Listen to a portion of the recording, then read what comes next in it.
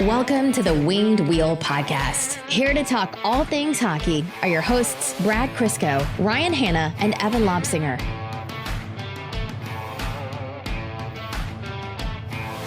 Coronavirus so that I can just get it over with and go golfing and not be bothered to stay at home.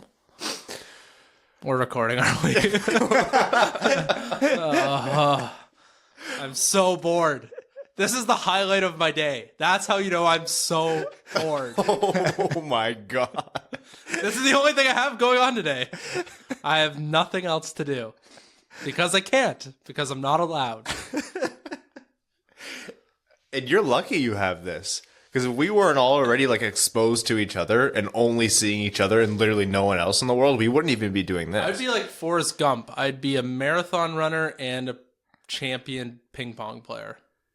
Oh man, you are going to have to diversify your hobbies. Well, no, you game. Aren't you happy gaming? I can only do so much. When you do 7 hours straight, it's the next day I'm like, I feel like I'm just filth. I've been gaming more now than I have since high school probably, and boy has it been. Yeah. You forget the feeling of like when you sit on a seat and your butt's just like numb and you just feel so shamed. Yeah. I pulled my putter out to start working on my putting. Do you have a green set up in your basement? Oh no, not yet. Thank God Amazon's still open. Only for so long. Yeah. I saw some high quality green I'm going to throw down and get a nice little thing that returns the balls. Oh, yeah. A dog? No, definitely not. That's way too expensive. I've been so affected that I bought a quarantine switch. Well, I'm getting a quarantine switch from one of our listeners, actually. Bless his soul. I wasn't going to. I was like, I'm still going to save this money and like put it towards paying down student loans or, you know, saving up for our next house or whatever. And then I was eating banana chips and I broke yet another tooth. I don't know if you guys remember this, but I have incredibly brittle teeth. Eating banana chips is how I broke one. And it was my last good tooth to chew on. And I was so angry. I was like, forget it. I'm getting the Switch. And so I got that and a bunch of games off Amazon. And I don't know how I'm going to make it through this. Dentist's office won't even be open for a long time. So no, they won't. Don't worry about it. I literally couldn't go to the dentist. I don't have dental insurance, but I couldn't go to the dentist if I wanted to. Yeah, it's okay. Yeah, I'm on Mel's dental insurance until July, or starting July, and so I just have to not get dumped between now and then. Well, the ultimate test has begun since now we have a quarantine on our hands. Yeah, a lot's going to be uncovered, and I'm a little worried. Although it is technically her house, so she can't legally evict me right now. I don't think so. So I have some things in my favor. Brad, how are you doing, man? I'm bored.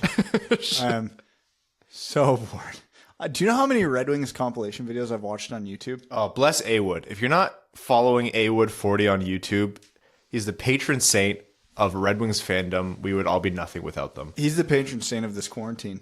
Honestly. Like, I think he posted, compilation of all of Yzerman, Lidstrom's, and Fedorov's playoff goals. I don't think any of them were on YouTube for longer than an hour, and I'm like, done.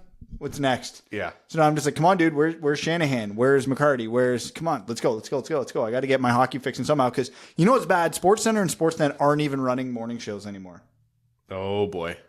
Like, I'm literally, since I was, honest to God, probably 10 years old, I've had the same routine where I would get up every morning, have my breakfast, sit on the couch, and watch SportsCenter, Sportsnet, whatever. This is the first time in literally over 2 decades I can't do that.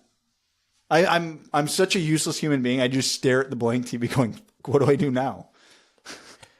Brad being bored and unoccupied is actually a true measure. Actually, 2 things here. Brad being bored and his little spastic brain not being able to settle down on something, and you saying you were excited to come here are the 2 signs of the apocalypse. Yep. 2 more horsemen and we're there. Maybe that's why I get the comments like, change the show to the Ryan Hanna is a prick show. I don't think people realize I'm kidding. Yeah, my dad called me. He's like, so what have you been doing? I'm like, I don't know. I started talking to my wife again. I can only vacuum the floors so many times. Want to vacuum our floors? No. We have a dog. It's impossible to keep up. Yeah. Oh, you should see Demon right now. That dog looks like he went through a professional groomer. I had so much time yesterday. Oh, because you did the blow it yourself? Oh, I didn't do a full blow because I wouldn't know how to properly do that. But I sat there with a brush for probably an hour and a half. I could have built 2 Abbeys out of what I pulled off a Demon. Please, no. One's enough. Welcome to the Winged Wheel Podcast. We're doing great. How about you? I'm Ryan Hanna. I'm bored, Crisco. I'm bored, Evan. Board lob singer? Yeah. Evan, board singer. I will take any suggestions for things to do. On this podcast, How about exercise, Evan? I have. Every day I got a stationary bike at lunch instead of going to the gym because God forbid that's closed too. I have to ride the stationary bike, and that's way worse than going to the gym. Is it actually? It's a personal hell. Yeah, no. Well, it's cardio. Cardio is the personal hell. I was telling Ryan when I walked in here today, I went for a run outside. Yeah, I usually don't make friends with you people. I hated every second of it. It was like -4 degrees out. My lungs hurt. My legs hurt. And I'm like, why am I doing this? Oh, right. I don't have anything better to do because the kids are still sleeping. I'm going to get there soon. Once the weather gets a little bit warmer, I'm probably going to get there soon. As soon as the golf courses are warm enough to be functional, I will be there every day. Have you seen what they're doing where you have to like pay in advance, no carts, no rakes in the pit, and they're pulling the cups out, so you just have to like doink the cup instead of letting the ball drain, and then I that haven't counts? heard about that, but a lot of the courses around here have done that. You have to pay online. Yeah, and I think that makes sense. People don't rake the bunkers anyway. They're all scum. Yeah. So why would you even need a rake? I thought the pulling the cups out, I think that's good because that's no different than like going out for a walk, which I think people should be doing regardless. Pulling the cups out? Yeah, like pulling it out so like the actual physical like cup that catches the ball and like the hole in the ground, You're not putting the ball into an actual hole. you're just trying to like doink it. And as long as it doesn't bounce like more than 3 feet away from the flag, they'll count that as a sunk putt. Weird. But if you like it bounces way back at you, obviously you would have missed the hole. That's weird. Yeah, well, it's a weird time. On this episode, we're not just going to talk about how bored we are, because I'm sure you have plenty of that in your life. We actually have a very fun interview today with Will Scouch of Scouching, which we'll get into in a moment, where we're going to be talking all things 2020 NHL Draft, date TBD, our attendance TBD, depending on if it's going to be happening in person TBD. We will take a look at another prospect profile, and then we'll do a fun little exercise that I asked these guys to prepare for, and they promptly told me to piss off, so... I was busy, man. I had nothing else. I had no room in the schedule this morning. Right. I had all the time in the world to draw up notes for everything we had to do today. How did you draw up notes, Brad? There's not a word in there. That being said, I did read about 4 articles on both topics. Okay. I just can't be bothered to take notes because I wouldn't read them anyway. And then we'll head into overtime. You ever read my writing? I'd rather fucking die. I have read your writing once, and I actually did die. It was tragic. Yeah. My family was very upset, but they understood when they saw your writing. Yeah, no, it's Crystal always described my writing as take your good hand, break it, take your bad hand, also break that, and then try writing with that hand. Crystal's brutal, man. Oh, yeah. Do you know how many times she's uttered the phrase, this is what I'm writing on the divorce papers? Each one more justified than the last. People think I'm mean to you. Oh, yeah. That's the problem. We're getting new listeners, and they're coming into this with just like Evan and I railing you. Oh, sorry, that came out. Not railing anybody. No, social distancing. Evan and I just railing against you like relentlessly, and they don't realize the precursor to all of this, our original years, where it was you against us, like making fun of. No, actually, I think we made it fun of Brad from the start. Maybe we are the bad guys? You met Crystal, and then Crystal went, yeah, no, he's awful. And then you guys just kind of went in on it. I think it's fair I blame Crystal for all of this, really. The podcast. It's funny, though. She actually showed me an article. I think it was literally yesterday, where she's like, oh, my God, we make sense now. And I'm like, what the hell are you talking about? The whole premise of the articles was couples who just like shit on each other relentlessly stay together longer because like they can actually take a sense of humor. Oh, well, that actually makes a lot of sense. Yeah. I might have a fighting chance here. And with that, we're going to head over to our interview with Will Scouch of Scouching to talk How's that for transition? Hell yeah. Fuck talk yeah. about draft prospects and nothing else. Enjoy. Welcome to the Winged Wheel Podcast.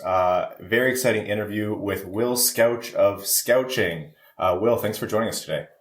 Oh, thanks, guys. It's great to finally meet you. Yeah, am I pronouncing that right? Scouching, or am I just reading it? Okay, perfect. Nope. So, Will, talk to us a little bit about what Scouching is and what you do. So I started, the whole point really is to find a bridge between sort of the traditional sort of eye test scouting world that a lot of people live in and the sort of data analysis part of it. Because I don't think, I came in thinking you couldn't do a data-based analysis of the draft and just sort of follow it by gospel. But I thought there was a lack of that study on that side of the game. So I tried to sort of explore it a little bit and try to find any sort of value that there might be later on in the draft, especially. I've always been the guy that, knows everyone who every team picked, and like my entire life has been, oh my God, so-and-so was drafted to somewhere, and it was always very much focused on the future. And I've just always been that kind of a person, been always thinking years in advance and trying to get ahead of where the game is going, and trying to identify, okay, so these players are doing things in junior that, if they were to translate to the NHL, might be really interesting to see, all kinds of different stuff. And it's just really nice to see what young people can do when they show a tremendous amount of talent in the sport. So I'm trying to bridge the gap between sort of the data and the eye test. And I have a giant data sheet that has hundreds and hundreds of draft eligible prospects. And then on top of that, I track data. So I watch 7 games per player, just track the actual things the player is doing on the ice and try to form a much more concrete report on that player and then turn that into a YouTube video. So I've recently started doing that. And I think that doing the YouTube thing is kind of when I started taking this really seriously. And it's been a year and a bit, I think. And it's been a pretty good ride so far. Well, good news for you is that people are flipping their attention to the draft pretty early this season for reasons unbeknownst to all of us. Yeah. And it is an exciting draft for a lot of different teams, specifically Red Wings fans. So all of you listening are laughing because that's the most obvious statement of the day. So let's talk a little bit about this top 5 or 6 in this year's draft. Foregoing the obvious that Lafreniere's first overall, is this a more deep draft in terms of potential game-breaking talent being available within the top 5, or are there a specific set of players that you would classify as these could be franchise players? It's interesting. I think when you look at the data side of it, it's interesting when you look at the data side of it, because it is impossible to refute that there's a lot of really, really high-end, from a data perspective, high-end talent available, especially at the top end of the draft. There are probably, I'd say, 10 players that in any other given year would be in this sort of top 3 grouping that you often see. There's always 2 or 3 or 4 guys that are kind of the cream of the crop, that you could say. And this year, you've got Lafreniere, you've got Quentin Byfield, but I would say the top 10 picks are all real high-end options. And some of that is because there's a lot of older players in that group. There just happens to be a few players that are born in September and October that are almost eligible for last year's draft. But, at the same time, the draft class is what it is. And, the thing that's really impressive to me about the top 10 is that there's all different kinds of players. And if you want a really high-end player of a certain style, you can basically have your pick. I personally feel that from 3 to 10, you could reorder that group in any order you want, depending on what team you were, and it would make sense in a way. So if you want someone who is focused on offense, scoring goals, then a guy like Alexander Holtz is probably one of the better goal scorers, shooters, goal scorers, whatever you want to call it, that has come around in a little while. But if you want maybe more of an all-around offensive player that, could use some work in his own end, but is no slouch, someone like Cole Perfetti might be an option. Or if you're one of these sort of more old school, I want someone refined who won't screw up, really underrated offensive ability, but more about the defensive refinement, maybe an Anton Lundell is your guy. If you want a potential franchise goaltender that, everyone seems to miss when they don't have, Yaroslav Askarov could be the third name off the board this year, for all we know. And it wouldn't surprise me, if you really feel that he's your best chance at having a goaltender that can save you multiple games a year for 10 years, that might be the guy that you pick at 3 and say, thank God we did that, even though we would love to have a Jamie Drysdale or a Marco Rossi or whoever. That's what's kind of fascinating to me about this year's draft. And for any team in that range, I've been telling them, look, you're going to get a good player one way or the other.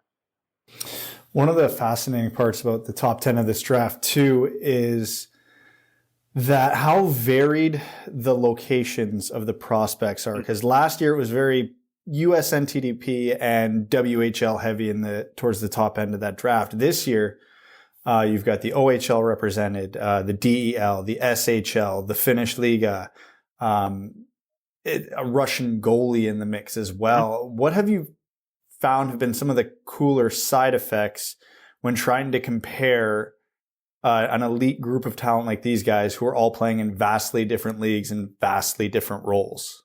Yeah, so that's where things get a little tough, and especially now that we won't have the under 18 and that Anton Lundell, for example, wasn't at the World Juniors because he was hurt. The Ottawa 67s didn't let Marco Rossi go to Austria, or either that or he chose not to go. But these players, a lot of them were at the World Juniors and did show something. But again, you can't use that as a real good way of evaluating first-time draft eligibles, in my opinion, because there's just so much noise and it depends on usage and all that. But the under 18s are a much better gauge, and that's not happening this year.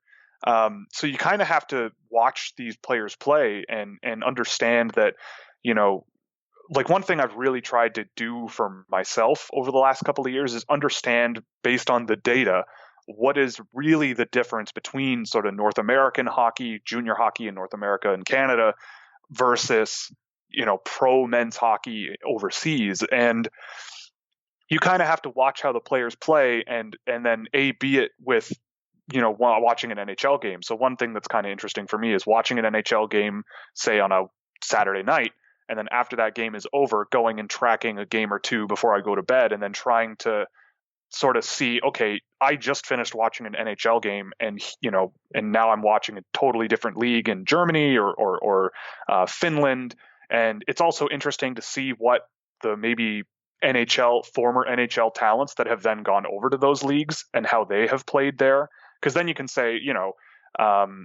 Lucas Raymond is playing with so and so who used to play in the NHL. And Lucas Raymond leaves him in the dust 3 times a game. It's like, well, then you can kind of have a decent gauge of, okay, here's a 17-year-old who can at least keep up with a former NHL player, and they're 17. So over time, that should ideally improve. But there are certain things about the game that I think that have a big difference between, especially Europe and European pro leagues and North America. Like European pro leagues, you have way more space, more time to make decisions. It's definitely a little bit sloppier. I think that there's a lot less focus on sticking to structure. There's clearly tactical structures and systems in which you play, but it seems like it's not, real pinpoint hockey like the NHL kind of needs to be. The speed of the NHL is still unparalleled. It's still, opponents are giving you less and less time to make decisions and less time to less and less time to waste until you're pinned against the boards and trying to battle out along the boards. So you need to make decisions really, really quickly, or at least be able to have resiliency to hold on to pucks and fight through some stuff. And that's where things can get a little tough for young players, especially really skilled, undersized ones. And you have to sort of take things all into consideration there, because that's the big thing I notice is the pace of play is very, very different. And the overall, I guess, consistency of quality, so connecting on all your passes, not lobbing pucks up the middle of the ice from your own zone if you're a defenseman, all those little things that in the NHL fans will absolutely kill you for, that happens quite a bit elsewhere outside of the NHL, and you kind of have to notice and figure out how to improve on that with those cases, because it's especially common overseas from what I've seen. So sticking with overseas, because I'm glad you got on that, because one fascinating comparison that I found has been happening in this draft is 2 guys that are in contention for 3rd overall would be Tim Stützle and Lucas Raymond. Stützle is getting big minutes, power play time, and playing a key role for Mannheim in the DEL, whereas Lucas Raymond is playing, in a lot of cases, almost half the minutes, but on his top team in a much stronger league. If you were to put your GM hat on, where would you be more comfortable drafting a player? A situation like a Lucas Raymond, who's performing decent to all right on a very strong team in a very limited role, or a player like Stützle, who's playing in a lesser league in a big role, but is excelling in that role? Sure. So that's a good question. And I, I, to plug myself, just finished my first report of the year, and it was on Lucas Raymond. So on YouTube, if you search Lucas Raymond and Scouching, it'll pop up. I really wanted to see Lucas Raymond play as much as I could, because people were writing him off because of his point totals, and people were kind of writing him off because they were seeing other players really exploding on the score sheet, especially Stützle. So I really wanted to take a look at exactly what was going on the ice, because the data that I was looking at, his possession numbers, his defensive metrics, they were all really, really good for a young player, especially on that team in that league. And I wanted to really get a good read on what was going on. And I've done the same. So Tim Stützle is a guy there will be a report on him coming. I just need to finish all the tracking work for him. And in a lot of different metrics, the two of them match up about the same. There are some things that say Stützle does a little bit better than Lucas Raymond, but there's also some things that Raymond does that I think are better than Stützle. And this is where we get into really, I wouldn't call it splitting hairs, but definitely a lot more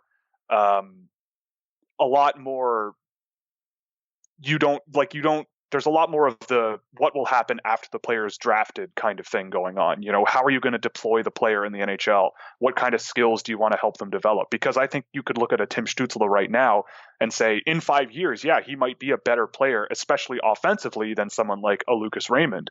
But at the same time, Lucas Raymond is such a great little things player.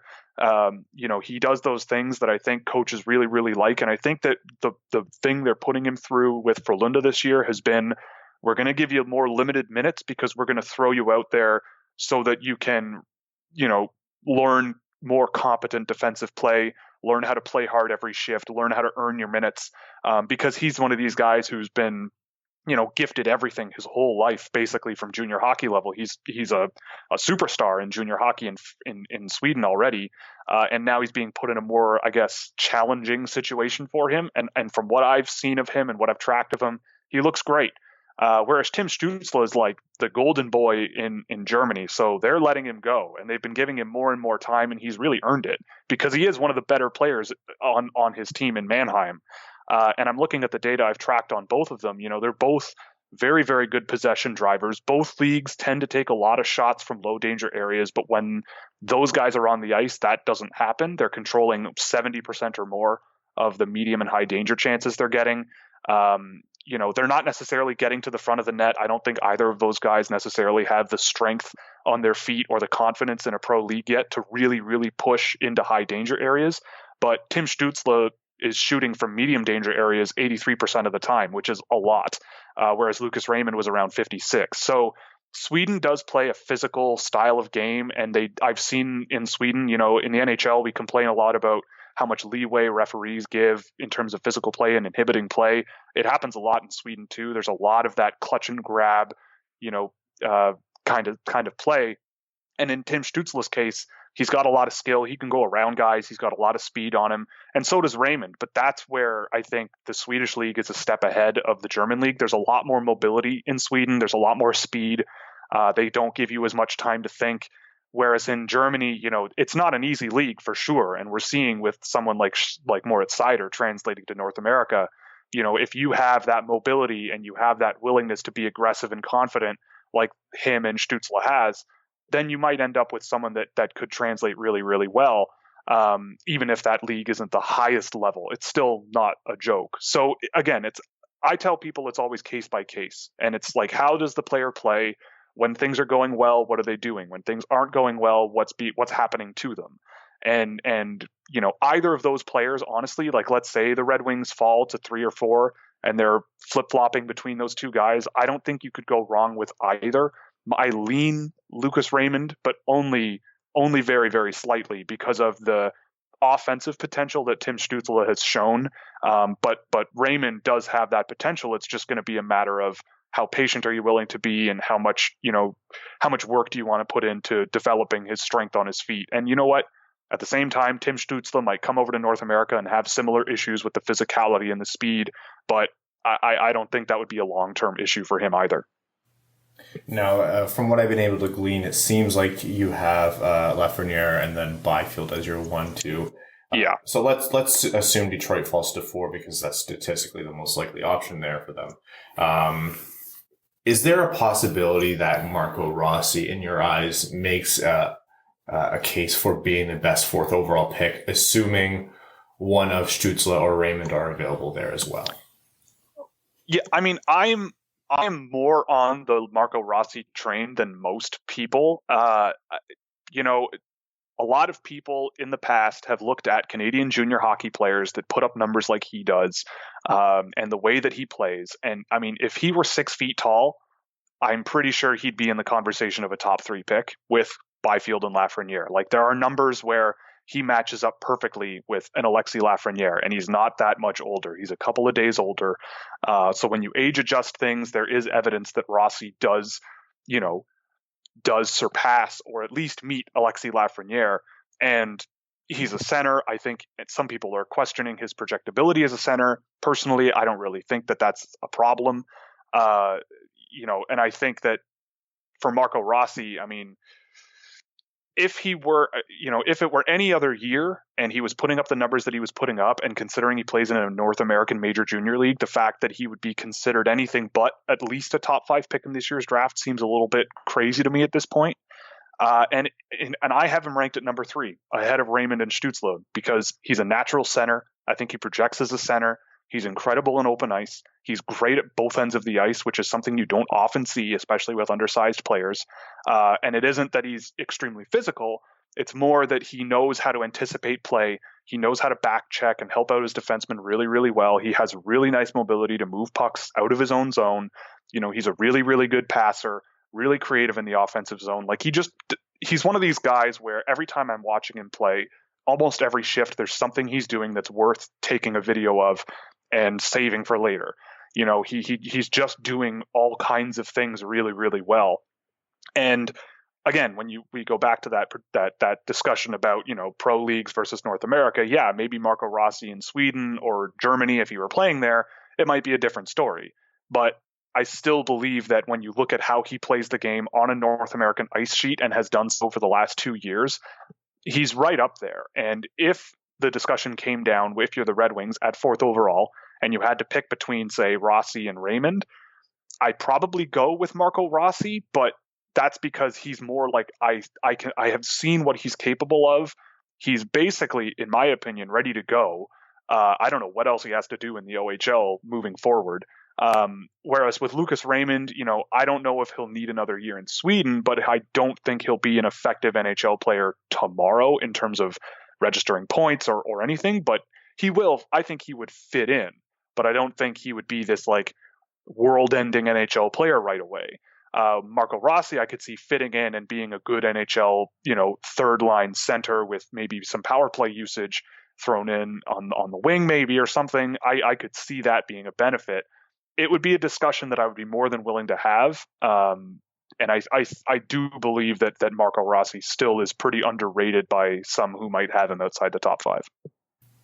Well, that was a fantastic answer because it basically just spurred months more of discussion for us because we're currently in the midst of, Rossi, Raymond, or Stützle as well. And so I thought you had that pinned down with Raymond over Stützle there, but coming in with Rossi above both of them, understanding that it's all very fluid, kind of adds more fuel to the fire. But hey, all we're going to need is content for the next few months. That's much appreciated. It's true. Now, an unfortunate circumstance of all of this is that incredible players like, Anton Lundell or Jamie Drysdale kind of get pushed out of the discussion when you're talking about top 4 or top 5. But that's all, projection. And with the tendency for defensemen to rise draft over draft, do you see Jamie Drysdale having that same kind of meteoric rise into the top 5? And how does he match up to top defensemen of the past, Makars, Heiskanens, etc.? Sure. So I absolutely would, if in situations like this question, I always think about it like I'm a team at the draft. And if I'm the Red Wings at, say, 4th overall, and I look at the Red Wings prospect class or whatever they've got, and the thing is, he is the defenseman. I don't think there's a single other defenseman available in this year's draft that really is as much of a threat to be a great two-way player with offensive upside as Drysdale does. I really, really don't think that there's a single one that even comes close. I think that there's the potential for other ones to maybe be that down the road. Guys like Jake Sanderson, maybe a William Wallander, Jeremy Poirier could all, I think, eventually be players that maybe could play with Jamie Drysdale and be that kind of a threat. But the fact that it's basically Jamie Drysdale and that's it for right now, he could be the third guy called this whenever the draft is. I don't know. It could entirely happen. I don't think I would do that. I really do like Jamie Drysdale. I love his sort of two-way game. I love his mobility around the ice. He's not, people have asked me about, how does he compare to Bowen Byram or any of those, like you said, top defensemen of the past, guys like Quinn Hughes or Cale Makar. And I think he's a bit of a different breed. He's not a physical shutdown guy either, but he does fit this sort of mold of he has great mobility around the ice, but he's not an attacking defenseman. So guys like Cale Makar, Bowen Byram, maybe even Quinn Hughes from time to time, these guys are more focused on attacking the middle of the ice, sort of attacking the net, pushing pucks into dangerous areas, really trying to push all the time. Whereas Jamie Drysdale, it's a little bit more patience to him, in a sense that he lets sort of play happen and he just sort of contributes whenever he can with his exceptional mobility. I think there's some parts of his game that I think will need to take some time to develop, especially in terms of defensive urgency, I guess I would call it. He can take a bit of too much time to retrieve loose pucks or retrieve dumped in pucks, and it causes really aggressive wingers to get an extra step or two on him. But that doesn't happen super often. That's something that I think you refine over time. I love how he skates around the ice. I thought at the World Juniors, all things being considered, he was a pretty solid contributor. Not a tremendous amount of usage, but when you view what he was doing on the ice, I thought he looked fine. And, at the end of the day, it's going to be really interesting to see where he goes. I certainly wouldn't think it was out of the question to see him go as high as 3. I think teams go, we should probably take a defenseman because you always wish you had really good ones, and he's a good one. So it's perfectly reasonable to think. I personally don't find that. I think that my strategy is you have to think about it year over year. Like one thing I do in my work is track, since I'm from Toronto, I basically track who I would have picked at various Toronto Maple Leafs picks over the years. So I've done it since 2015. And I usually trend away from thinking about defensemen or forwards or centers or whatever at whatever picks. And when I look at the roster of guys that I would have selected, I'm not really looking at it going, man, I should have taken more defensemen. Man, I should have taken more forwards. Maybe a couple of more defensemen based on what I'm looking at. But at the same time, it kind of tends to work itself out over time if you kind of just take the best players available. So it kind of depends on the year, but I would be open to having the discussion, but especially after 5th overall, for me, Rossi, Raymond, Stützle are gone. 6, 7, 8 is right where I would be pushing for Drysdale in terms of his value on paper. And if people want to push him higher because he's a defenseman and because of how well refined he is in terms of how intelligent he can be, then I could have that discussion, but I certainly wouldn't be on the side of pushing him much higher than 6, I would say. Well, Ryan brought up the topic of Drysdale rising, and I kind of want to stay on the topic, but in a more broader sense.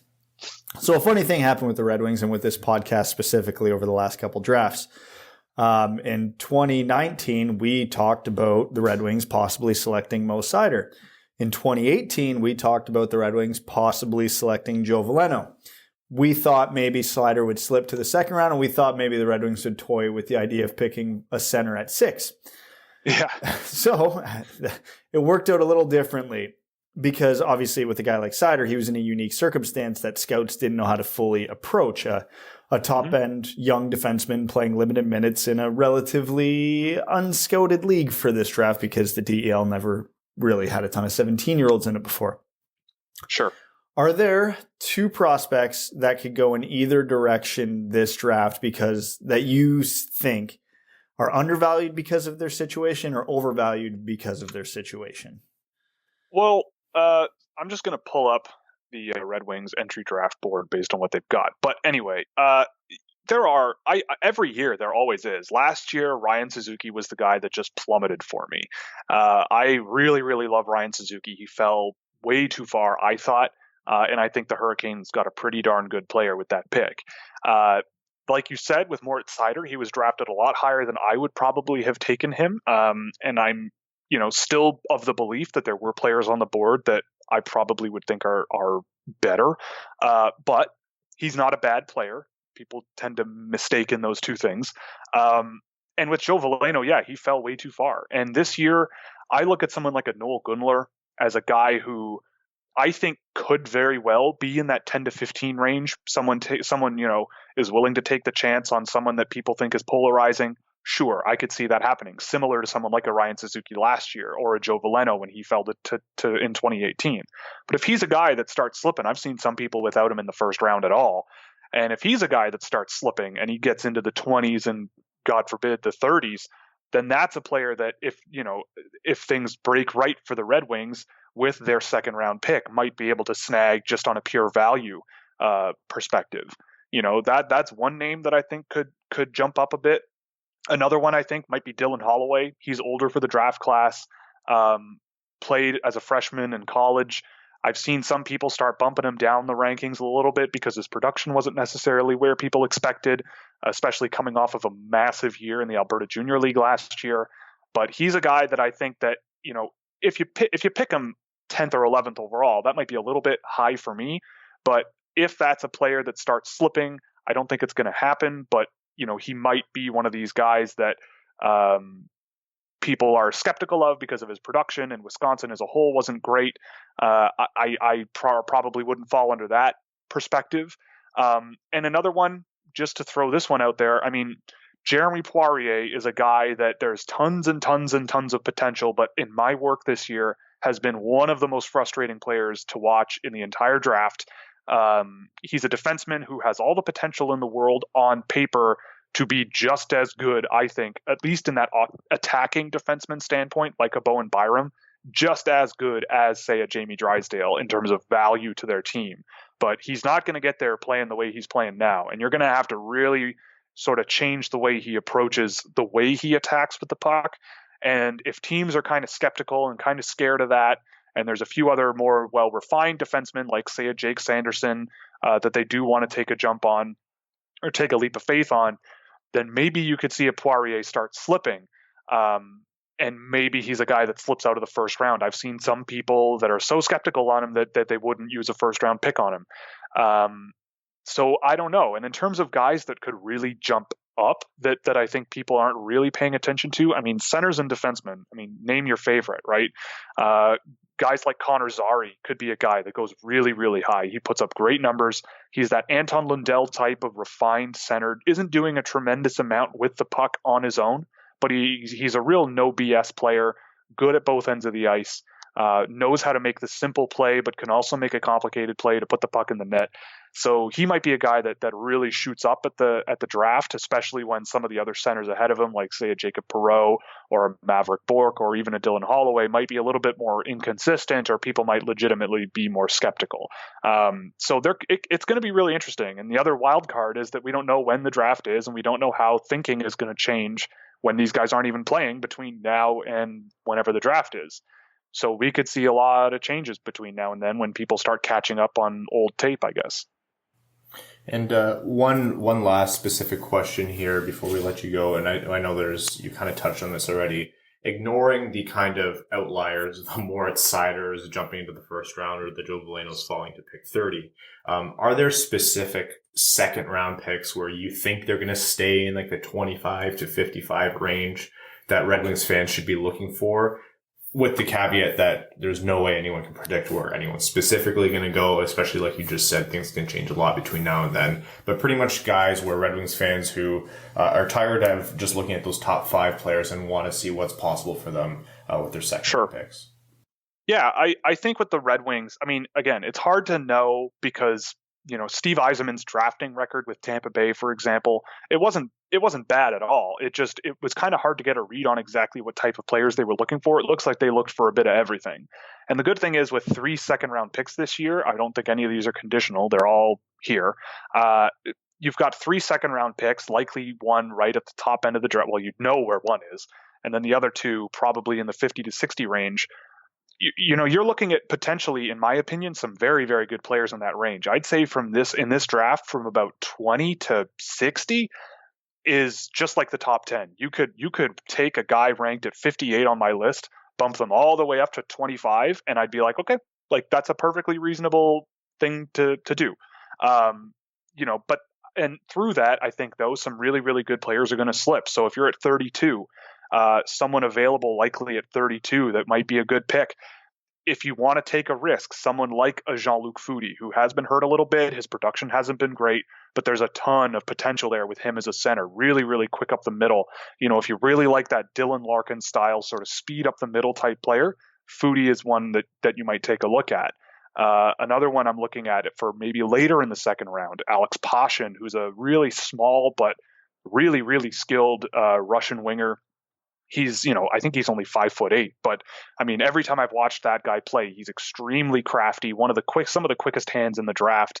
Really dangerous all around offensive game. And I think that, he's been a little bit snake bitten offensively, even as he's put up pretty good numbers, and he's very young for this year's draft class. And last I checked, Central Scouting had him 26th ranked in Europe. So if he's a guy that you could get before anyone else with that 50 to 62 range picks that Detroit has, he might be a good swing to take. Other names in that range that I have really, really like, Joni Jurmo is a big defenseman from Finland who not many people are really talking about. I saw a post on Rinkside about him. In my opinion, considering his size, he's one of the best skating defensemen in the whole draft. Definitely needs some refinement, definitely a bit of a slow burn, might be a guy that goes to the NCAA like an Antti Tuomisto. And if the Red Wings liked what they saw out of an Antti Tuomisto and want something maybe a little bit different that might enable Tuomisto to play a little bit more of his style of game, which is more aggressive, shot focused, Joni Jurmo is much more of a puck moving, puck transitioning, really excellent skating two-way guy. And that might be a player that in the second round might be worth taking. I would not be surprised to see him get taken pretty high in the second round just because of how big he is and how efficiently he gets around the ice. But he should be available in that 50 to 60 range, and he might be another one. And staying with that sort of European theme, I mean, if Steve Yzerman wants a more physical, sort of old school, quote unquote, type player that can still play hockey, guys like Daniel Torgerson, who plays with Frölunda, could be a really good pickup. He was extremely good with a really, really good team in Frölunda this year in the junior league. He managed to get himself up to the big boy team this year, played some decent minutes, and I've seen all the minutes he's played in the Swedish Hockey League. He does not look out of place there. He's a big, strong guy, really good shot on him, gets to dangerous areas, and he's, when he parks him in front of the net, he's really nasty to deal with. That sort of, to use a Red Wings thing that everyone uses over and over again, he has that sort of Thomas Holmstrom style, park yourself in front of the net, get the dirty goals, but also away from the net, you're not, useless. He's a very, very good player overall, who definitely plays sort of a very translatable game, and he might be maybe a lower ceiling type player, but based on the numbers and based on what I've seen of him, it's really hard to discount him, especially as a 5v5 player. All right, excellent. Thank you so much, Will. We are going to let you go and enjoy what I'm sure is a busy day at home with the rest of us. Oh yeah, always, every day. Everyone, this has been Will Scouch of Scouching. You can find him on Twitter at Scouching. He also has a YouTube channel. Just look up Scouching, and a Patreon as well. He does some amazing work. We personally love to follow him, and he's one of the resources that we use when we do our draft scouting. So we encourage you to go check him out. Will, thank you so much, and we're excited to have you back on again sometime soon. Oh, yeah, great, guys. Anytime. And we're back. That was our interview with Scouching. Great insight from him. And again, go check him out. Just look up Scouching on YouTube. Some great work. He already has his one analysis piece on Lucas Raymond out, and Tim Stutzles is coming out soon, and more in the future, obviously. A lot of good content came from that. For a second there, Brad, I thought we had an answer to our Stutzler Raymond Rossi question, and it turns out we do not. No, we absolutely do not. But it's good for content. Oh, we've got stuff to talk about now for the next 2 weeks to 6 months. Which is about the range that we're going to be social distancing, so. Yeah. I really thought for a long time, or I thought that this would be our first like solid dissenting opinion from the Rossi could go as high as 3 train, but this is yet another smart professional voice that's looking into this, that's saying, no, like this is not something that should be overlooked. It's not just because he's older and been playing in the O longer. Marco Rossi is a very real pick if you want a centerman who can do everything. And he has the numbers to back it up. And the only big, like, if he was taller, this wouldn't even be a question. So, does that at all give you the thought that you would take him 3rd overall above both Stützle and Raymond? Would I consider it? Yeah. Yes, absolutely. I think this might be the first draft where there's 3 or 4 guys that the Red Wings could take, assuming their pick is 4th overall, and I actually would not be upset. If the Red Wings get 4th overall, there's literally, I think, where I could say 4 names and I'm like legitimately truly happy. Stützle, Rossi, Raymond, for sure. Yes. I would honestly, and I understand how it doesn't make sense based on, right-handed defensemen and what the Red Wings need, but I still wouldn't be upset with Jamie Drysdale. Neither would I. That's a good position to be in. Now, just the question of when is the draft going to be? You ever think that we're focusing so hard on this number 4 pick, we're going to do what we did last year with Seider and just like ignore Lafreniere into existence? Probably. I mean, not probably. Oh yeah, we barely talked about Alexis Lafreniere. We've spent all this time on Stützle and Raymond, so screw those guys. We're giving them Lafreniere. No, he's going to Ottawa because this whole season ended at the perfect point where Ottawa had the 2nd and 3rd best odds, and now they have a 25% chance. No, I told you. There is no time for a draft lottery. You can't even risk the contagion spreading in that. We're just going to have to go reverse standings order. We just have to. There's no lottery. Congrats, Detroit, on your 1st overall pick. We've been getting actual questions about that. And it's not actually going to happen. They'll do, I think the most common sense thing is you do the standings by win percentage just to balance out the games played, and then you run the lottery as is right now. Although with some of the ideas that are going around, this whole let's look for silver linings in a pandemic thing might actually be happening for the Red Wings, because there's a reality in which the NHL resumes in a 24-team playoff, which means there's a reality that the other 7 teams who don't get to participate get boosted lottery odds because they're not in the playoffs, and because of all the how everything needs to be condensed in the complications, there might be compliance buyouts. Could you imagine if the Red Wings get boosted lottery odds and a compliance buyout out of this? Oh, I would be thrilled. Even if that boosted lottery odd turns into a 2nd overall pick. Hell yeah. Imagine, seriously, by the time October rolls around, we could have Quinton Byfield and no Justin Abdelkader. Okay, here's a hypothetical for both of you. Which would you rather choose? If it's the buyout or the prospect, I'm taking the prospect, Ryan. You know this. Would you rather choose getting Lafreniere and no buyouts, or Quinton Byfield and being able to buy out Abdelkader and Nielsen? Give me Lafreniere. Yep. Yeah, I mean, I was trying to make it interesting, but maybe I'm not. Maybe I'm not as smart as I don't think I am. Okay, yes. which leads... Brad's brain just wrinkled. He's like, wait, hold on, carry the 2. Wait. Leads into our next topic. What is your, and this is a question I posed to you guys before, what is your most creative solution? Yeah, I know. Most creative solution to the league resuming, how they finish this season and run next, assuming they come back in June? Creative or likely? Yeah, whichever one you want to answer, because there's no way you have answers. Okay, so I'll give you both because they're pretty simple answers. This is one of those things where I think it's going to come down to just don't overthink it, especially if we're resuming in June. If it's June, the correct answer here would probably just be, all right, regular season's over. We're going on points percentage, full 16-team playoffs, best of 5 series, and just kind of condense the games as best you can, and then resume everything as normal in late September. Because you could probably bang that off by the end of August and give them a month off still.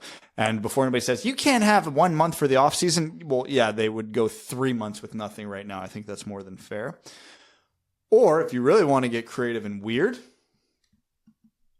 and let's say it goes late and we're starting this July 1st, 16-team, or you could even go 31 with a bye, straight up March Madness. Oh, you would see riots. Yes, but that would be the most entertaining hockey we've ever seen in our entire lives.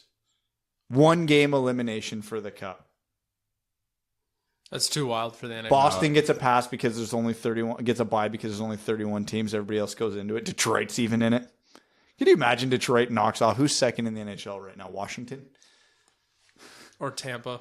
Could one you, of the two. Could you imagine Detroit knocking them off? The record books would be forever askew. There would be a permanent asterisk. I don't know if I love chaos. I don't even know if I would love that. I think that's too much for even Jeff Merrick. I think Jeff would call you crazy for that one. And I'm here for it. But no, in reality, I think it's just going to be points percentage regular season, a brief, like full playoffs, but a best of 3 to best of 5 series is the likely, with like literally you're rolling every other night. We don't care if Vancouver is playing St. Louis. You're going every other night. And even with a bunch of back-to-backs, hypothetically.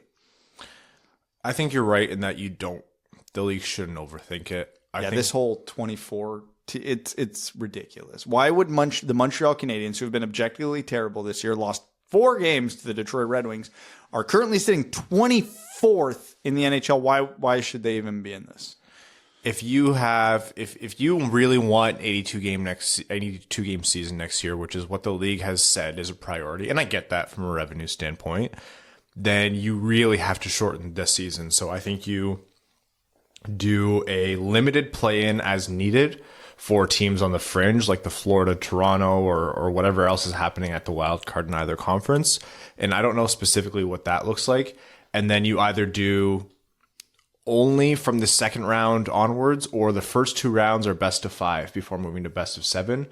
And then you start next season late, and then you end next season late before resuming some kind of normalcy. That's the only solution I can think of that preserves the 82 game season. And this is the scenarios too, where like a week to 2 weeks makes a difference. Because if you start June 15th versus June 30th, yeah, you could probably do best of 7s then. But if we're starting June 30th, that's no longer an option. You have to condense more. So it's really hard to even say, because when in June, assuming it is June that we get restarted, that's still going to be like, and that's like every week makes a huge difference on what as to what the options are. That is a huge guess too. You look at some epidemiological reports that might be optimistic. Like if they're playing in June, it is with some kind of special clearance and with empty arenas.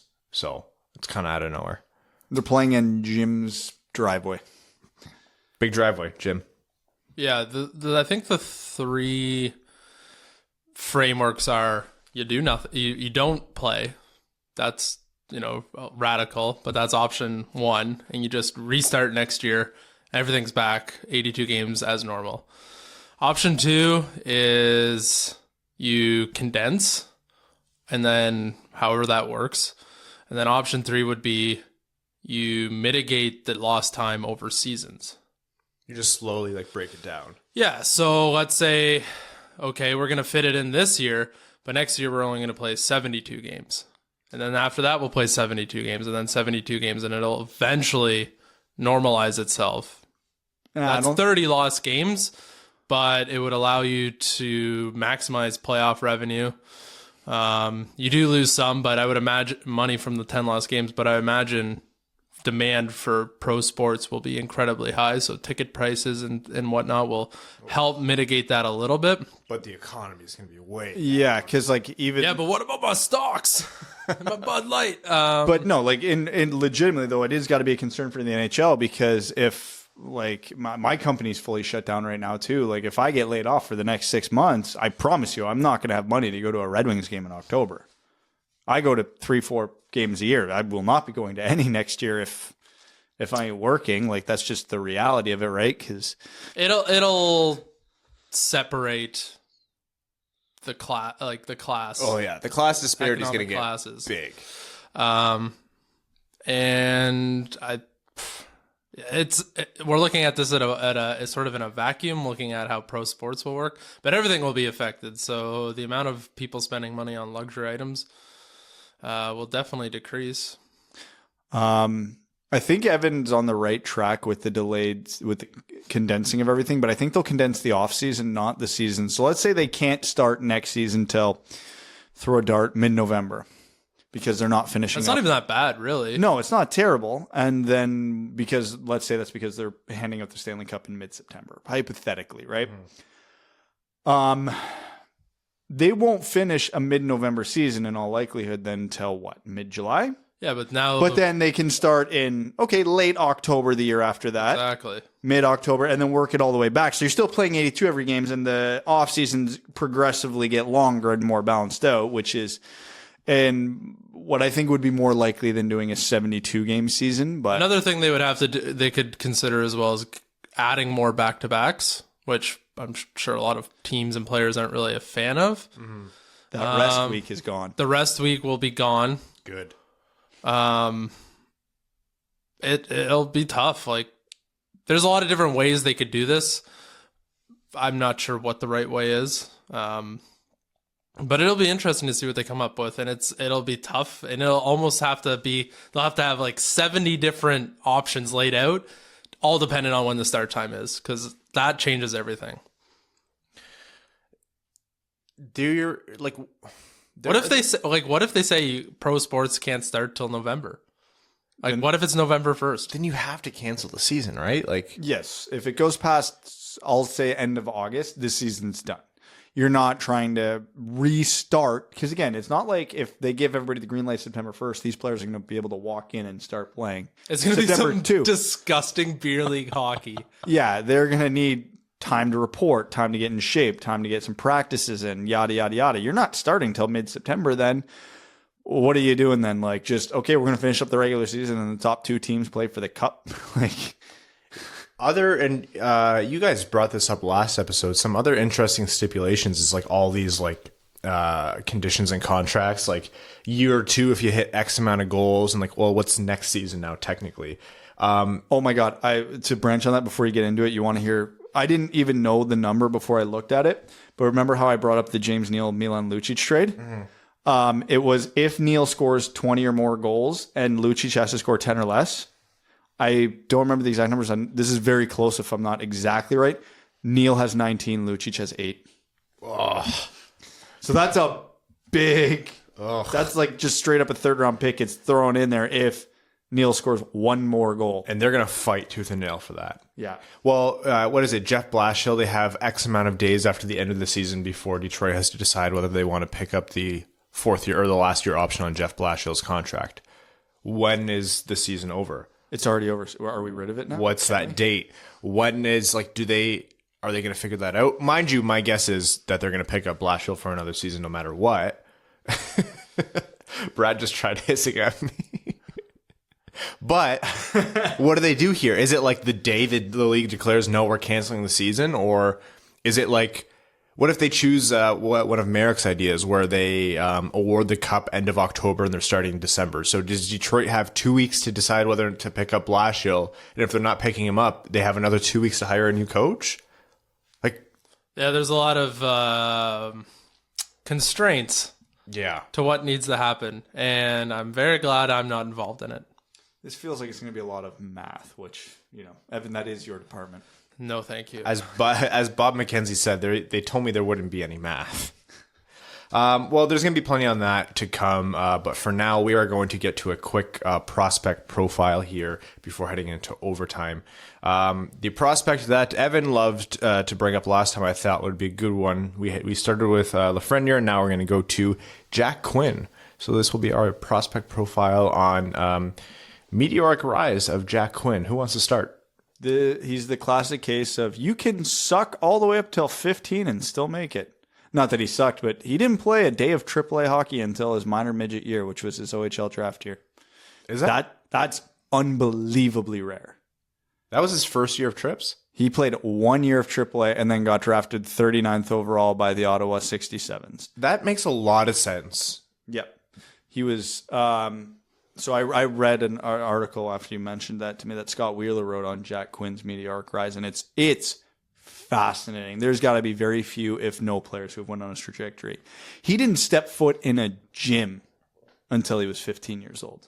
Zero training. Just played AA hockey, whatever. Went up to AAA in his minor midget year, had a good year, got drafted by Ottawa. Got cut by Ottawa his first year.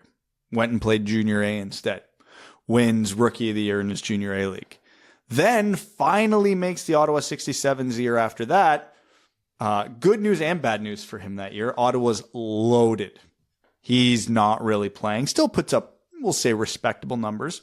Ottawa is still good this year, but he worked his way into a role and is now one of, 250 goal scorers in the OHL this year. So now he is a late birthday, so he is 18 years old. So he is doing this in his third year of OHL eligibility, even though he only played 2 years because he got cut his first year. But yeah, so went from playing AA hockey and in a span of 4 years is a 50 goal scorer and a projected first round pick in the NHL. It's insane. And the reason I was saying that makes sense is because he was pretty much off everyone's first round board around the beginning of this season when we were starting to look at prospects. He probably wasn't even on a lot of boards at the beginning of this season. Right. Forget first round. And the biggest thing was his skating. And skating is something that can be improved. I think there's a lot of granularity there, whether it's like skating form versus top end speed. I'm not sure how much you can improve your top end speed, but you can definitely improve your skating form, and that can help bridge the gap between like your full potential and whatnot.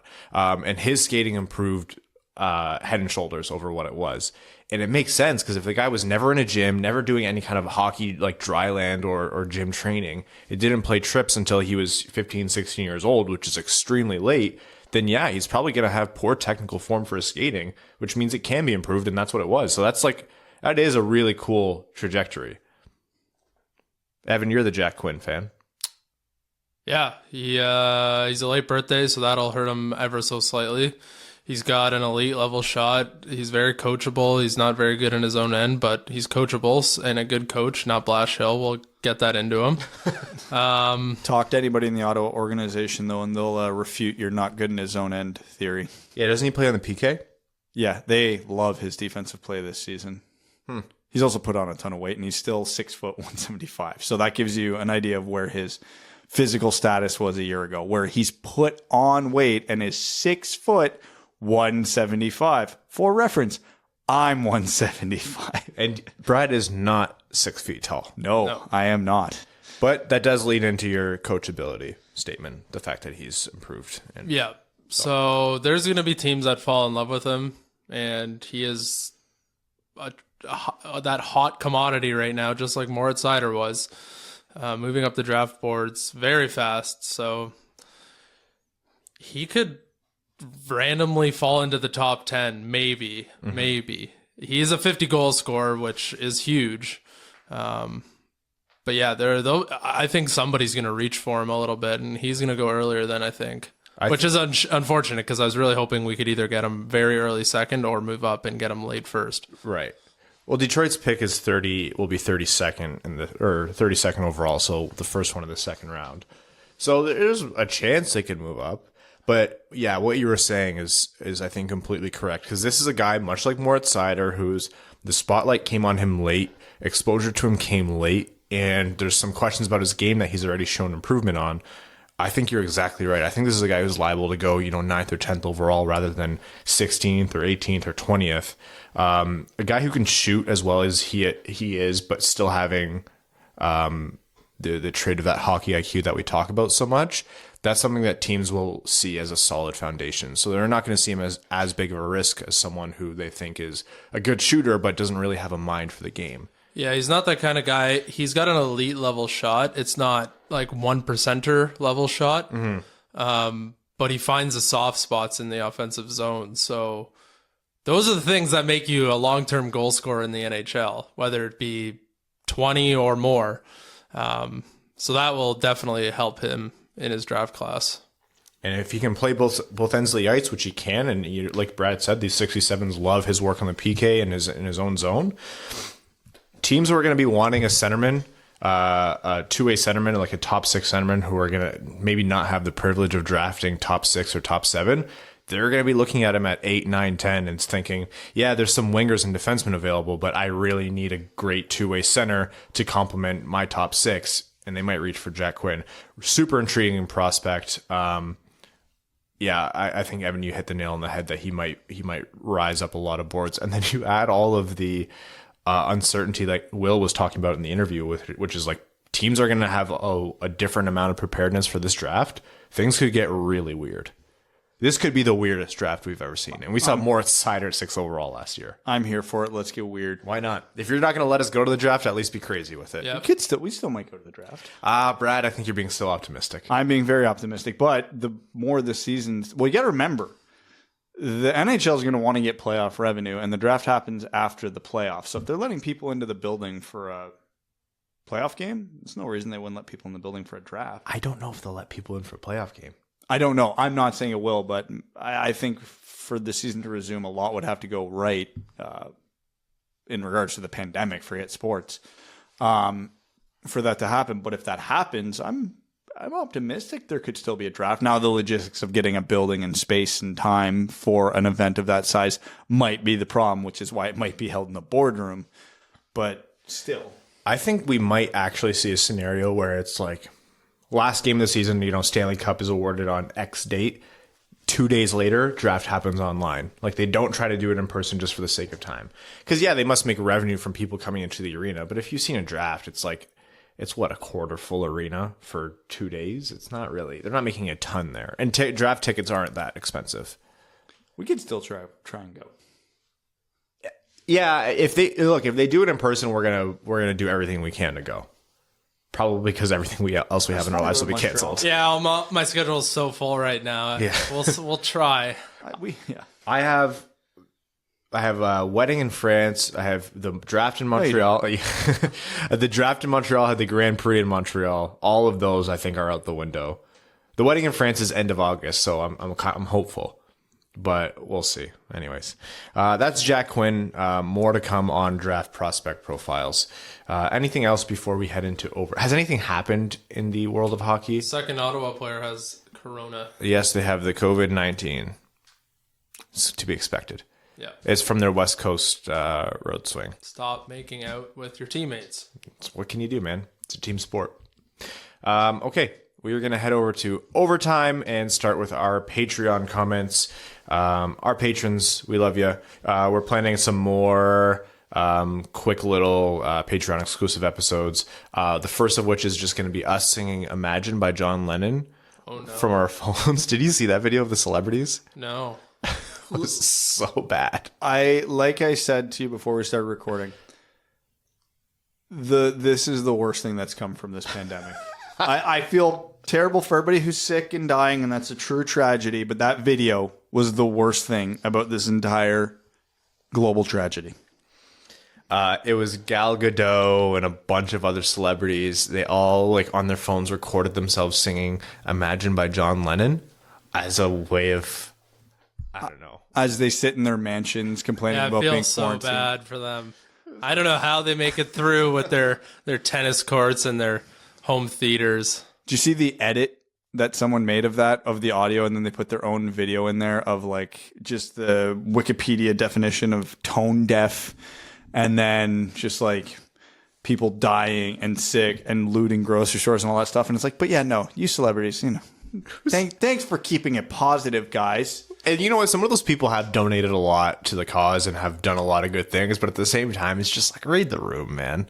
I don't want to see you like poorly sing a song by someone who is so out of touch with like reality regardless. I didn't get more than 30 seconds into it before I had to nope out, but I heard if you keep going, Idris Elba's in it. I think Idris Elba. I'm not. Yeah, I think Idris Elba's in it. I'm not sure. Man, I can't remember. One of the coolest actors on the planet goes from like some of the most badass roles to Cats and this. Talk about a fall from grace. You know what? Let's give him the. He actually got COVID-19. So did he? Yeah. Did he get it that's from Cats? what I thought. No. Him and Sophie Trudeau were in the same picture, and they both tested positive. Lewis Hamilton hasn't tested positive. Oh. Lewis Hamilton was in the picture too, and he actually put out a post and said, I feel great, so I'm just like isolating, quarantining. I don't have any symptoms, so I'm not going to take a test yet because there's people who need it more. And I was like, holy shit, you're a really good person. Oh, that's really nice. Yeah, availability of tests shouldn't be an issue, but did you hear the Cat's butthole rumor movie edition going around? Yes. I've never needed anything more in my life during a quarantine than that. I don't think Idris Elba was in that Imagine video. Oh, thank God. Unless I'm wrong, but I just Googled Idris Elba Imagine, and I'm not. Oh, thank God. So it is what it is. All right, we're going to head over to Patreon, where our patrons get their comments read out on air as our way of saying thank you for supporting the show. Yako Ruta says, I was just thinking back to the last glory days of the Wings, and one came to mind. Datsuk scoring a goal against Nashville with 5 seconds left. Oh, who could forget that? Datsuk wins the faceoff in the offensive zone. Puck goes back to the neutral zone. Lidstrom makes a ridiculous backhand pass to Zetterberg, and Z throws a no-look pass to a wide-open Datsuk coming in.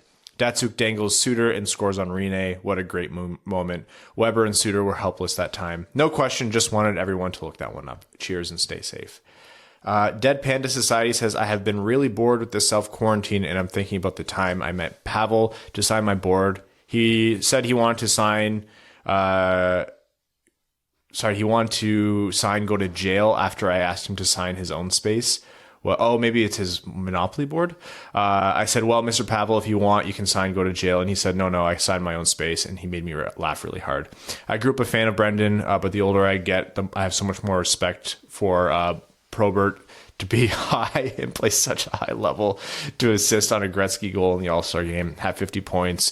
A lot of people seem to discredit his talent. Yeah, he was an enforcer, but he had some really high talent.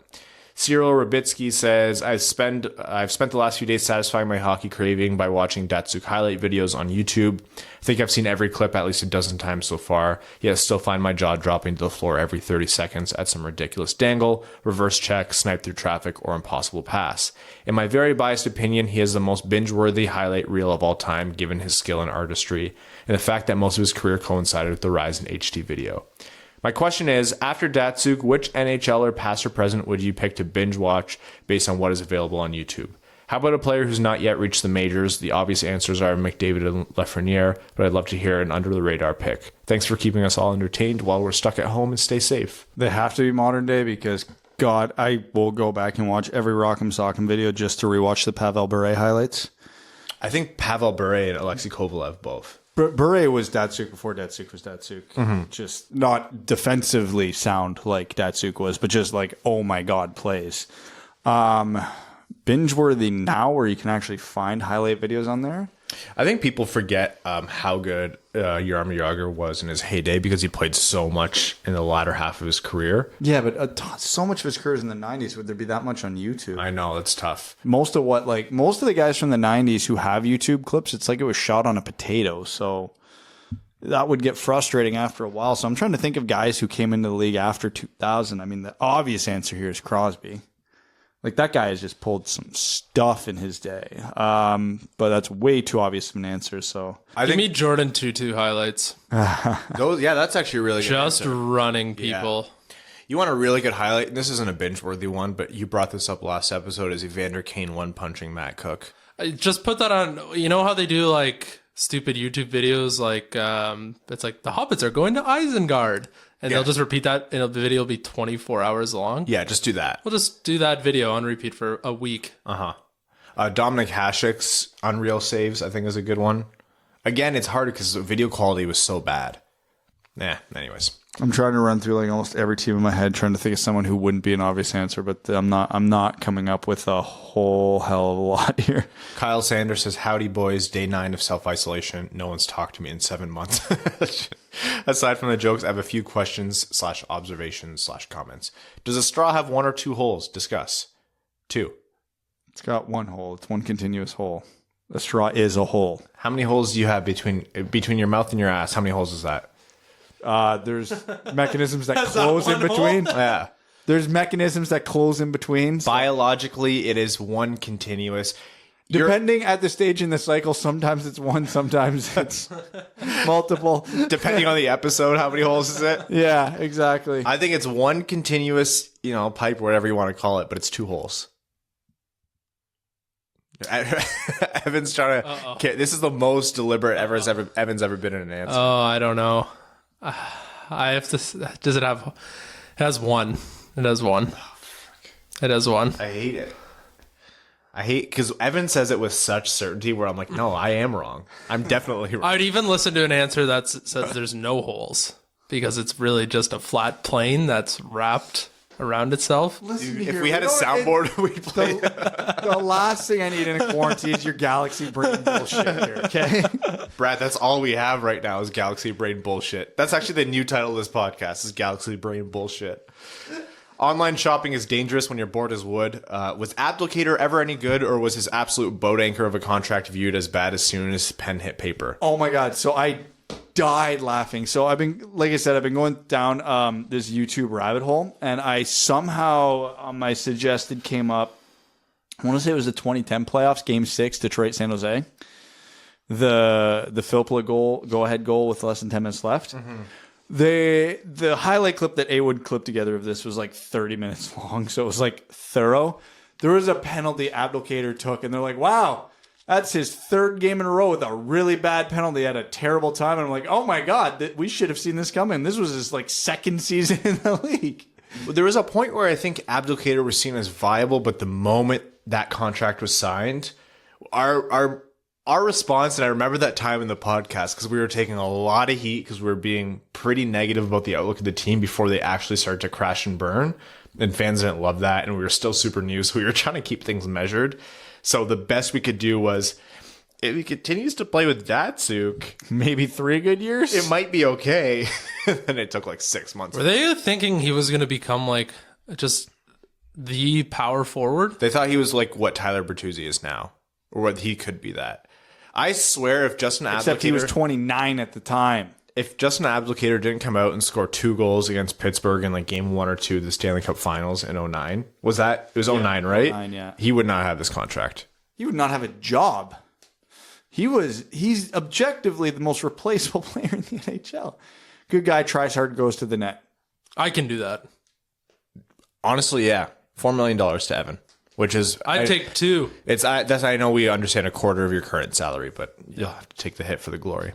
It's hard to stay motivated to do anything else these days. I feel both overwhelmed and I'm also feeling like I'm not doing enough about the COVID. Online schooling isn't that cool. Who's one hockey player you wouldn't want to be stuck in an elevator with? 2 scenarios, elevator functioning or elevator is stuck between floors. What do you mean? A guy you wouldn't want to be stuck in an elevator with, either functioning or broken down. Claude Lemieux. Claude Lemieux. Just Dano Chara. No, he seems like a really great guy. Yeah, He's just taking up way too much. Taking up so much space. I don't know. Oh, you know what? Honestly, probably Applicator because of just... That'd be so awkward. Yeah, it's like how... You like we do this under the notion that like we're talking heads about players and we're never talking about the people. And he's a great guy for sure. But we try to remove that, but for him, why would he ever care about that? He'd be like, no, fuck you guys. You're assholes. Anything I say on the podcast, I would say in real life. He doesn't know who we are, though, so we just stare at him and just... Allegedly. What are you looking at? I'm sorry. About what? Just in general. Just in general. Yeah, that would be the most awkward elevator ride. Jameis Winston got his eyes fixed just in time to see Tom Brady take his job and to quote Phil Collins from his time in Genesis. That's all. Actually, Terry says, hello, Winged Wheel podcast and listeners. You know, I looked up this account, this Patreon account, and they changed their email address to a different email address, or they signed up with a different email address. So it's, I really don't know who it is. They say, since this is a Red Wings hockey podcast, why are you dwelling on their current hiatus and going on and on about COVID-19? I'm starting to miss your off-topic rants about movies. As the only listener who's trying to improve your show, I've decided to bring up some ideas. So, as an Original Six team, there's a plethora of history to talk about. Why not drudge up the past and bring something new to your audience? My sincerest condolences on the upcoming death of your hockey podcast, Terry. What's something in Red Wings history that people forget about that we don't talk about enough? I assume this is meant to be a good thing? Yeah, anything. We talk about a lot of things on here. Problem is, if you go all the way back, like... You got to go way back, but I don't think Sid Howe gets the credit for how good he was in his day. He was a legitimate superstar in the NHL, but that's going back to the 30s, so of course we could not talk about him at length because we just know his boxcars and that they were great and some stories. I think people really forget because of how crazy things got with how much worse the Red Wings got. But after he retired, how important Brian Rafalski was to this team in its most recent era of success. Was there any really dumb personnel things the team did during the golden years. You remember when Darian Hatcher was a Red Wing? Yes, I was thinking about that. Was he tore his ACL and was out for the season? He played like 6 games or something like that, and then there was a lockout, and he never played again. I remember hating Hatcher and then thinking, man, this guy is slow now. And then he was a Red Wing, and I went, oh boy. And then he was just never played. He was just gone. They had Dave Lewis as a coach for, what was it, 1 season? 2 seasons?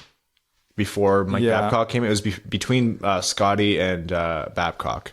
And they had Dave Lewis, who by all rights should have been a great coach.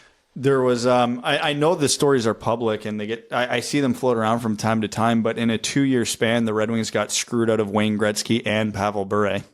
Yeah. Pat, Didn't Yager want to come to Detroit as well to play with Datsuk? He did. Yeah. But yeah, no, like Gretzky's trade to the Wings was done. But his dad talked him out of it and said, they don't need you in Detroit. They need you in LA. So he picked LA because Edmonton had deals. I think trades in place with 3 teams, and Wayne got to pick which one. And he originally went with Detroit. Never happened. Walter talked him into LA. He was objectively right. Yeah. It was the right call.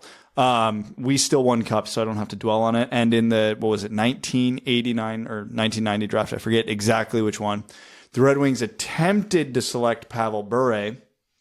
And do some legal jargon, the league said, nope, he's not eligible. And then I think it was 2 rounds later, Vancouver drafted him and went, well, actually, you're wrong. And then because he played in one tournament, it met like some threshold of games. I do remember that. So the Red Wings literally got screwed out of Bure by like 2 rounds because some moron at league office got his qualifications wrong. And if you think of that, who else was drafted in that round or in that draft class for Detroit? Because that was already an insane. That was class. the Lidstrom, Konstantinov, Fedorov draft. Yes, that was that draft. Now imagine adding Pavel Bure to that. We might be talking about more than 2 cups in the 90s for the Red Wings. Now I doubt the Red Wings would have. Well, actually, because the Gretzky trade would have happened before that draft. Imagine Yzerman wasn't part of the Gretzky trade and the Red Wings went into the 90s with Yzerman, Gretzky, Bure, Fedorov, Konstantinov. You thought the Red Wings were a dynasty in the 90s. Add Gretzky and Bure to that. Would have just folded the league. They'd have never lost a game. Don Mitchell says, what's up, duds? I'm still alive and beer flu free at the moment after my Vegas hockey tournament. Ryan, I appreciate your generosity with agreeing to get me a free year subscription to The Athletic. I, however, lit it up in the games I played in, so you're off the hook. Unless you want to do something nice just because you're a swell guy. Quintessential swell guy, if I may add. Are my compliments working? Obvious bias idea with either the league changing the playoff format to the 24-team thing, or if we just call the season a wash. In my opinion, we have to alter the draft lottery or wash the lottery portion altogether, meaning I believe the most fair way to proceed is drafting in reverse order and the league coming in and making decisions whether or not the conditional picks conditions are met this draft or pushed to next draft. Please discuss in depth and detail and tell me how much of a homer I am or how brilliant I am. Unfortunately, Homer, we would love it if you were right, but we chatted about it before. I think they have to do something, but I don't think it's going to be so wild. Also, I call dibs on the NHL 20 thing you're going to do. My PS4 is updated and ready. Yeah, Dangle and a bunch of other people are playing NHL 20. We have a PS4 here in the studio, so we're probably going to join in on that. Evan streams on Twitch, but he's a PC gamer, but maybe you can do some stuff too. Or we'll just do stuff for you guys. And I would love to play with some patrons as well. Brad, have you held a PlayStation controller in your life? The last video game console I owned was actually the OG PlayStation. That was last week. To be fair, though, even when I had it, I was never a big gamer at any point in my life. We'll have you commentate. Evan and I will play, and you can commentate. That sounds like the worst thing ever. I'm not doing that. Awesome. We'll do that. Cheers, boys, and best wishes to you and your families to remain safe and healthy, Don. Garrett TV says, Hockey Amigos, here's my 2 cents on the handling of the 1920 season schedule and beyond. Let me know what you think. It's long, so feel free to jump to the TLDR, which is all 1920 regular season games played, playoffs slightly abbreviated, all contractual obligations stand. We're currently in the off-season. 2020 free agency and draft happened during the 1-month gap. 2021 season shortened. It all depends when. That's the thing. If we're starting in July, yours is plausible. If we're starting in May, that's probably unnecessary.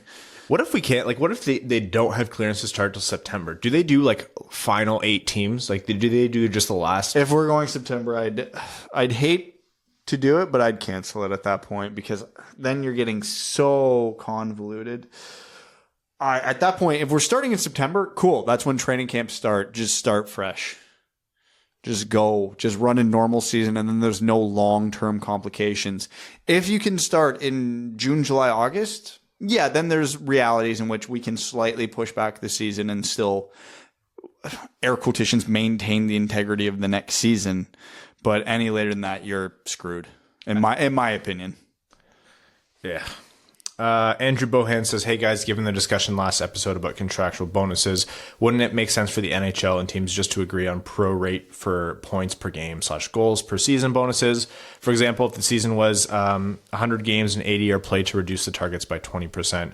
Seems a fair solution to me. Also, just for anyone looking for something to binge as the world burns. The Good Place was awesome. Also, you're obliged to read this, so just to pop Rohan and the other Aussies and the folks over there in Scotland with me, can I just say, no, you can't say that because that has a different connotation here. It's the C word. But you guys aren't afraid of that at all, and I can appreciate that. Almost got me, though. I almost read it out loud. All right. What was the question there again? He just wanted me to say the C word out loud because the Aussies and the Brits and the Scots. Got you. Yeah. On Reddit, Superb Hour says, say the Wings miss out on the lottery picks and the top 3 goes Lafreniere, Byfield, and Raymond.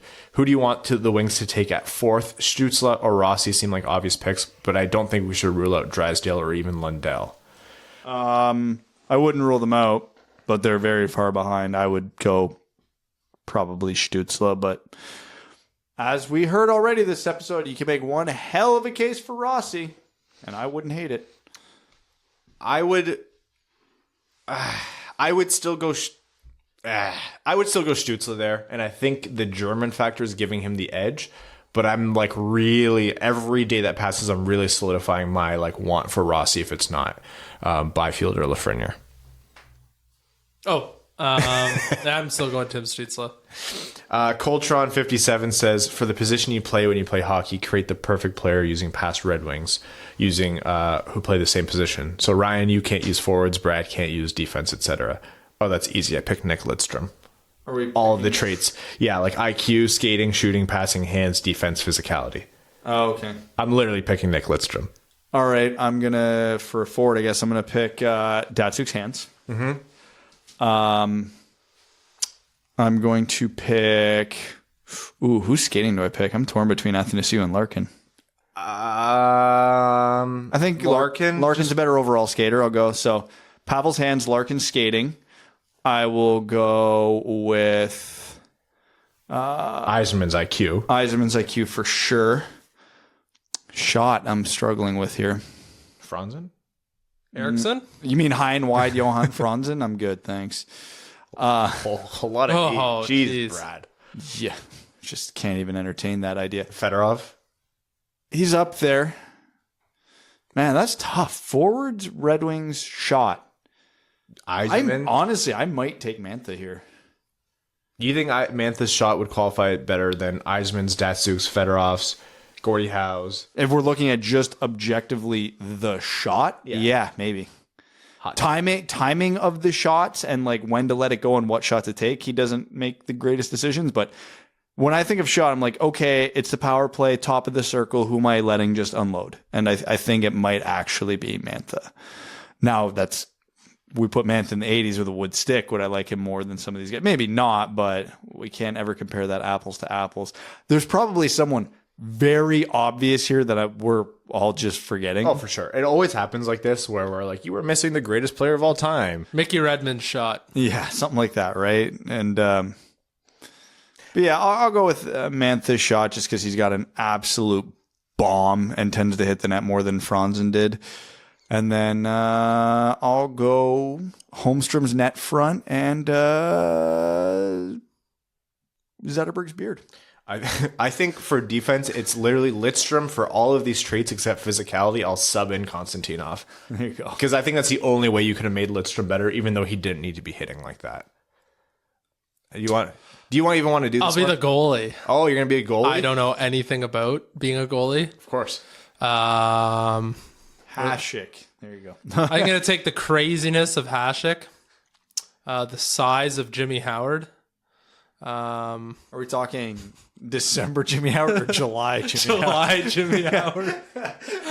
Oh Lord, he coming. I don't know anything else. Terry Sawchuk something. I don't know. His face. No, please God, no. Eric has an idea. I'm just going to summarize it here of essentially canceling the end of the 1920 season to not harm the next season. The point is why risk ruining next season with an unnatural? Hold on, I got to go back to the question. I knew we would be forgetting someone insanely obvious, and I just thought of it. Martin Ferk's shot. No. Yes. No. The hardest shot in the history of hockey. Yeah, but his shot's not good. He hit the net with it, though. Can't get it off. You're gonna No, that you're thinking of Polkin, and Ferk could get it off. He just couldn't do anything else in the game of hockey. He could get the shot off.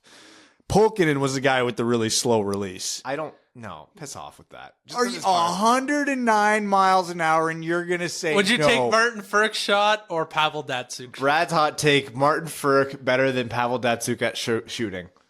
In terms of power? Yes, of course. Timing and I'm getting ready for the comments that I know I'm going to have to read. It's going to be something about you being an asshole. It's all your fault. Will Pavel Datsyuk find the better angle to take the shot from? Will he find the better time to take the shot from? Will he set a better screen? Yes, of course he will. But if I've got Steve Yzerman's brain controlling the shot, I'm taking Ferk's shot. Scientists working on the vaccine to COVID-19, please hurry. We need you. Remember, it is not Martin Ferk controlling this shot. It is Steve Yzerman controlling this shot. Those are the rules. It's getting bad over here. Eric pretty much says, besides that idea, why not lotterize the last 16 picks of the draft and leave the first 15 as is?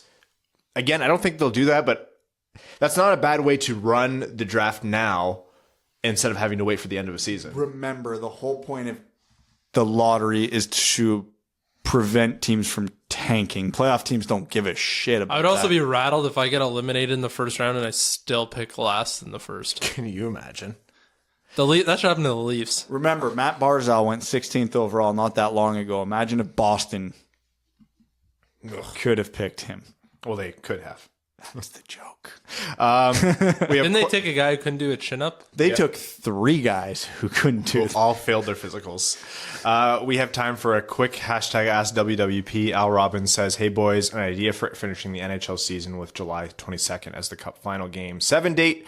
Would you be for or against playing back-to-back for games 1 and 2 and 3 and 4 of each series except for the final? 4. Yeah, if that's a sacrifice you have to make, do it. Why don't we play 2 games in 1 day? Yeah, do it. Let's baseball this shit. Why not? Yeah. Minor hockey tournament, 5 games on a Saturday and a Sunday. Before things get too much crazier than that, we're going to wrap up this week's episode. I'd like to thank everyone for tuning in. Will Scouch for coming in for the interview.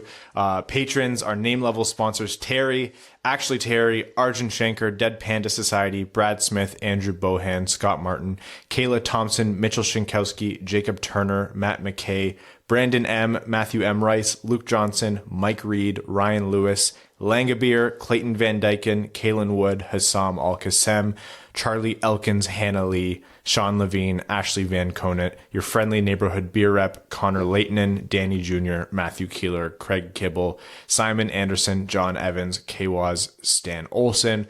Thank you all. We will be back with more this week in terms of interviews, Patreon exclusive stuff.